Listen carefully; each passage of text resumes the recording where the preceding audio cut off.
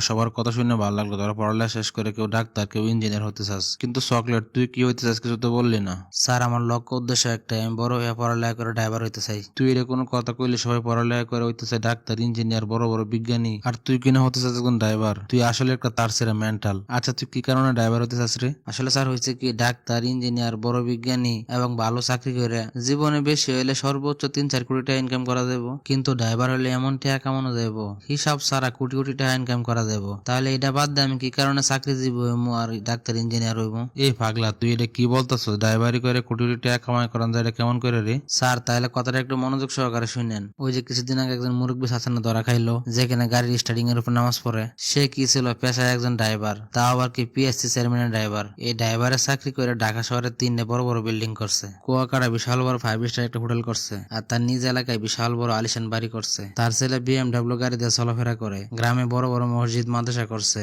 সে প্রতি বছরে বছরে হজ করে, উমরা করে, শুধু একা হজ করে না, এলাকাতে কয়েকজন করে নিয়ে যার লগে হজ করানোর জন্য। তাহলে একটাবার চিন্তা করেন স্যার, সেই ড্রাইভারি করে কি পরিমাণ টাকা কামাইছে। তোর সব কথাই ঠিক আছে, কিন্তু অত করে ড্রাইভারের চাকরি, অত সর্বোচ্চ মাসে টাকা 45-45 হাজার টাকা, তাহলে এত কিছু কেমন করে করলো? ও 100% দুর্নীতি করছে। আমি আবার এটাও শুনলাম সে নাকি বিসিএস এর প্রশ্ন ফাঁস করে এগুলা করছে। তো এইভাবে টাকা কামাই করে কি লাভ? এগুলো তো হারাম টাকা, আর হারাম টাকা ইনকাম করলে তো ইহকাল পরকাল সবই শেষ। স্যার, শুধু শুধু মিথ্যা কথা বললেন না তো। হারাম টাকা ইনকাম করলে ইহকাল পরকাল মাটি হয়ে যাবে, এটা কারা কইছে আপনারে? তাহলে এই কোটি কোটি টাকা খরচ করে সে মসজিদ করলো কেন, মাদ্রাসা করলো কি কারণে? তাহলে এই মসজিদে যে হুজুরা নামাজ পড়া, মুসল্লিরা নামাজ পড়ে, মাদ্রাসায় যে হুজুররা পড়াইতেছে, এরা কি জানো না এগুলো হারাম টাকাতে তৈরি করছে? তাহলে ওরা কিছু বললো না কেন? আর স্যার, এতগুলো ইসলামিক কাজ করে প্রতি বছর যদি হজ করে, তাহলে তার সমস্ত গুনাহ মাফ হয়ে যাচ্ছে, এমনি নিষ্পাপ হয়ে যাইতেছে। তার জীবনে তার পাপ বলতে কোনো কিছু থাকতেছে না। চকলেট, আসলে কথা হয়েছে কি, বর্তমান যুগের তো এটাই সমস্যা, কেউ অন্যায়ের প্রতিবাদ করে না, আর কেউ অন্যায়ের প্রতিবাদ করতে গেলেও তার বিরুদ্ধে উল্টা আরো অ্যাকশন চলে। এমনকি কিছু কিছু হুজুররাও এটা করে না, কিছু কিছু হুজুররাও তো বর্তমানে হারাম টাকার মধ্যে ডুবে থাকে।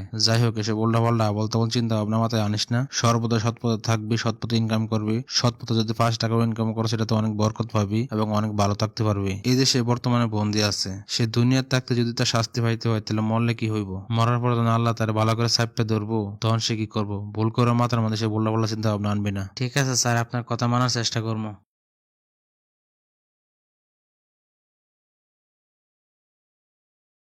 ওই যে কিছুদিন আগে একজন মুরব্বী শাসনে ধরা খাইলো, যেখানে গাড়ির স্টার্টিং এর উপর নামাজ পড়ে,